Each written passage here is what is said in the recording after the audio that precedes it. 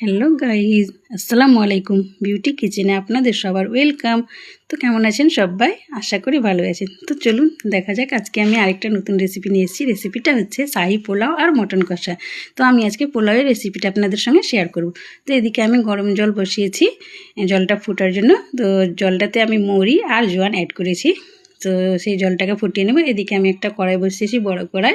তো সেটাতে আমি সাদা তেল দিয়েছি আর সামান্য পরিমাণ ঘি দিয়েছি পেঁয়াজটাকে বেরেস্তা করার জন্য। তো পেঁয়াজটা আমার বেরেস্তা হয়ে গেছে, এবার আমি তুলে নিয়েছি। এরপরে আমি ফোড়নে দেব কয়েকটা গোটা গরম মশলা আর কয়েকটা তেজপাতা। তো এবার আমি সেটাকে হালকা করে ফ্রাই করে নেব। তো আমাকে ঘিয়ের পরিমাণটা একটু কম লাগছিল, তাই আমি একটু ঘিটা অ্যাড করেছি। এবার আমি আগে থেকে চালটাকে ধুয়ে রেখেছি, জলটা ঝরে গেছে। এবার আমি সেই চালটা অ্যাড করব, চালটাকে ফ্রাই করব। তো চালটা যত ভালোভাবে ফ্রাই হবে পোলাওটা তত ঝরঝরে হবে।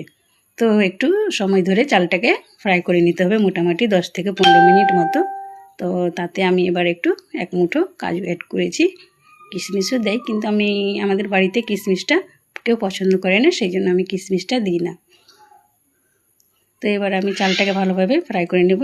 এদিকে আমার জলটাও ফুটে গেছে, এবার আমি জলটা অ্যাড করব তাতে। তো গাইজ, যদি ভালো লাগে আমার ভিডিওটা আপনাদেরকে, তো অবশ্যই আমাকে লাইক কমেন্ট শেয়ার করে দিবেন এবং ফলো করে দিবেন।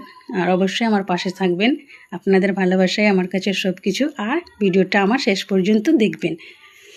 তো এবার আমি গরম জলটা তাতে অ্যাড করে দিয়েছি। এবার আমি একটু সব কিছুকে মিশিয়ে নিব। হ্যাঁ, জলের পরিমাণটা মোটামুটি চালটা যেমন ডুবে থাকে সেই পরিমাপে জলটা দেবেন। প্রয়োজন হলে আবার পরে দেবেন। আর আমি তাতে স্বাদ মতো লবণ অ্যাড করে দিয়েছি। এবার আমি সেটাকে ঢাকা দিয়ে 10 মিনিট মতো রাখবো। 8 থেকে 10 মিনিট হলে হয়ে যাবে। তো দেখেন 10 মিনিট হয়ে গেছে। এবার আমি ঢাকা খুলে দেখছি, তো প্রায় চালের জলটা সব শুকিয়ে গেছে, টেনে নিয়েছি।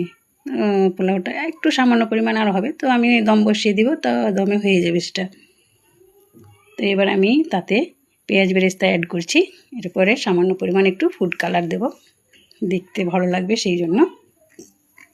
তো এবার আমি ফুড কালারটা অ্যাড করে দিলাম। তো এবার আমি আরও মোটামুটি 10 মিনিট মতো ঢাকা দিয়ে রাখবো। তো একবারে সুন্দরভাবে হয়ে যাবে।